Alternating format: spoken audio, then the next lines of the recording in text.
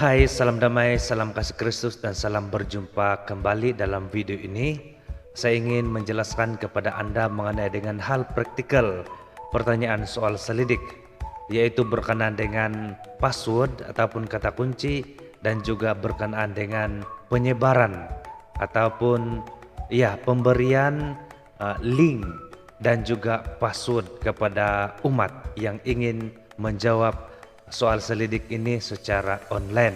Dan juga ada beberapa hal yang ingin saya jelaskan mengenai dengan soal selidik ini. Oke, baiklah, tidak membuang masa, saya tunjukkan bagaimana harus kita mengubah password seandainya Anda ingin mengubah password ya. Yaitu pertama kita perlu masuk ke email atau ke drive di mana Anda sudah menyimpan pertanyaan soal selidik itu. Ya, kita lihat saja. Pertama Anda perlu masuk ke email Anda, dan biasa sebelum masuk itu Anda pergi ke sini dan tekan ini drive di mana Anda menyimpan segala soal selidik itu. Maka sudah muncul begini, Anda tinggal klik saja pada soal selidik yang sudah ada, ataupun mungkin Anda perlu mencari di folder yang sudah Anda buat. Misalnya ini, klik 2 kali saja, Anda akan jumpa begini. Dan bagaimana mengubah passwordnya, kita tampilkan begini ya. Tampilan seperti ini adalah tampilan admin. Oke, tampilan admin. Jadi admin di sini boleh mengubah password seandainya diperlukan. Nah, mengubah password dia adalah klik saja di sini bagian password ini. Nah, di sini boleh lihat password yang sudah ada di sini ya. Nah, sudah boleh lihat di sini. Dan ini Anda boleh ubah. Anda boleh ubah.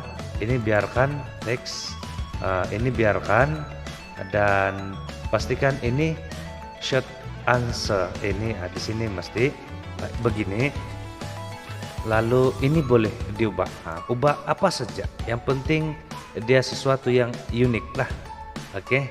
Dan juga tidak dapat ditebak oleh siapa-siapa orang kan. Nah, Anda bebas mengubah apa saja, tapi pastikan salin ataupun tulis password sebelum lupa. Oke. Ini berarti yang di sini adalah apa yang akan muncul ketika password yang kita type itu salah. Nah, misalnya di sini saya taruh password error. Artinya password yang kalau ini perkataan ini muncul berarti password yang kita masukkan itu salah. Oke. Lepas itu sudah ubah di sini, ubah saja. Oke, apa saja mengikut kesukaan Anda. Nah, dia akan automatic save. Oke, automatic save. Jadi itu saja cara dia untuk mengubah password dia. Oke, yang selebihnya tidak perlu diubah. Oke, baiklah, setelah diselesai. Oke, setelah selesai, misalnya sudah selesai ubah password, Anda boleh coba dia dengan preview ataupun klik link dia. Ataupun di preview ini Anda boleh coba-cobalah masukkan di sini. Kalau seandainya password salah, dia akan keluar. Biasanya akan keluar begini kalau password salah. Oke. Jadi itu sajalah untuk mengubah password dia. Baiklah, selanjutnya bagaimana kita mau menyebarkan ataupun memberikan link sekaligus dengan password dia. Kita perlu membagikan kepada umat link berserta dengan password dia. Tapi kalau boleh kita usahakan supaya kita mengirim hanya kepada sasaran kita sahaja, supaya jangan jatuh kepada mereka yang tidak bertanggung jawab lalu memberi respon ataupun jawaban yang kurang baik untuk kita.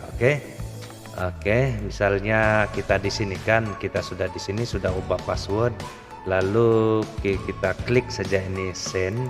Di sini kita masuk di sini di tanda klip. Oke, ini ada link yang panjang ataupun jika mau link yang pendek, tekan di sini baru copy. Sesudah kita copy, baru kita taruh ke misalnya ke Word. Oke, kita paste dan jangan lupa sertakan passwordnya. Begitu. Nah, ini yang kita kirimkan kepada umat lah. Oke, secara personal message ataupun di grup. Oke, dan pastikan supaya tidak tersebar kepada orang yang tidak bertanggung jawab begitu. Oke. Oke, baik, itu tentang menukar password dan juga membagikan link sekaligus dengan password. Dan sekarang berkenaan dengan eh, ada dua yang perlu kita pikirkan, renungkan.